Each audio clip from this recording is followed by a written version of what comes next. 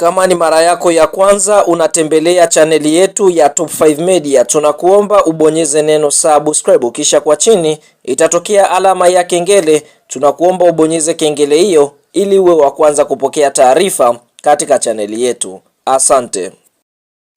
Mchezo mkubwa wa ligi kuu soka Tanzania bara almaarufu kama NBC Premium League, mchezo wa mzunguko wa 29 ambao tumetoka kutazama kutokea katika uwanja wa Meja Jenerali Samuyo siku ya leo, ni mtanange ambao umekutanisha klabu ya soka ya Simba Sports Club dhidi ya kikosi cha timu ya soka ya Singida Black Stars, ambapo mchezo huu umeweza kumalizika kwa klabu ya soka ya Simba ama wekundu wa Msimbazi kuweza kufanikiwa kuibuka na ushindi mbele ya kikosi cha timu ya soka ya Singida Black Stars. Fahamu katika kipindi cha kwanza klabu ya soka ya Simba walikuwa bora kweli kweli mbele ya Singida. Tunashuhudia dakika za mwanzoni Simba waliweza kutengeneza mashambulizi, lakini golikipa wa Singida Metacha Mnata alikuwa udari kweli kweli kuzuia, lakini katika dakika 28 kutokana na cross ambayo ilipigwa na Anicent Yaura, basi Elim Panzu Kibisawala dakika ya 28 akaweza kuiandikia klabu ya soka ya Simba bao la kwanza, na mpaka half time klabu ya soka ya Simba walikuwa kifua mbele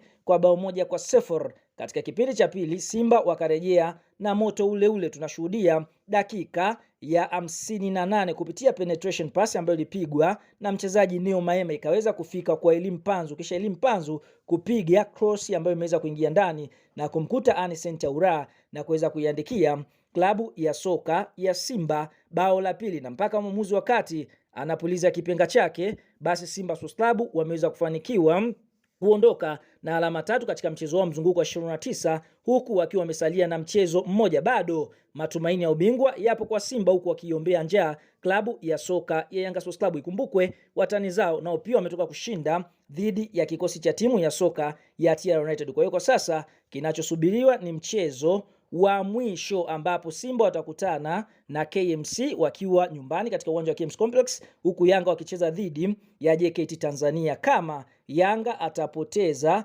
mbele ya JKT Tanzania na Simba kushinda, basi Simba watakuwa mabingwa, na kama Yanga akitoa sare, basi moja kwa moja Yanga atakuwa ametoa ubingwa, kwa sababu msimamo ulivyo kwa sasa Yanga amecheza michezo 29 akishinda michezo 22, sare michezo 6 na kupoteza mchezo mmoja akiwa na alama 72, huku Simba ikacheza michezo 29 akishinda michezo 21, sare michezo 7 na kupoteza mchezo mmoja, wakiwa wana pointi 70 katika nafasi ya pili. Kwa hiyo Simba wenyewe anakuambia haijaisha mpaka ishi, kwa sababu bado kuna mechi moja ambayo imesalia kwa Yanga, huku nao pia klabu ya soka ya Simba wakisalia na mechi moja, michezo ambayo inatarajiwa kuchezwa tarehe 30 ya mwezi Juni mwaka 2026. Kabla ya kuendelea mbali, kama ni mshabiki wa Simba umeweza kufurahishwa na ushindi ambao Simba wameweza kupata mbele ya kikosi cha timu ya soka ya Singida Black Stars, like video yetu alafu tuambie kwenye comment section, katika 100% Simba kutoa ubingwa, wewe unaipa asilimia ngapi katika mchezo mmoja ambao umesalia? Na je, unaiona Yanga ikienda kupoteza mbele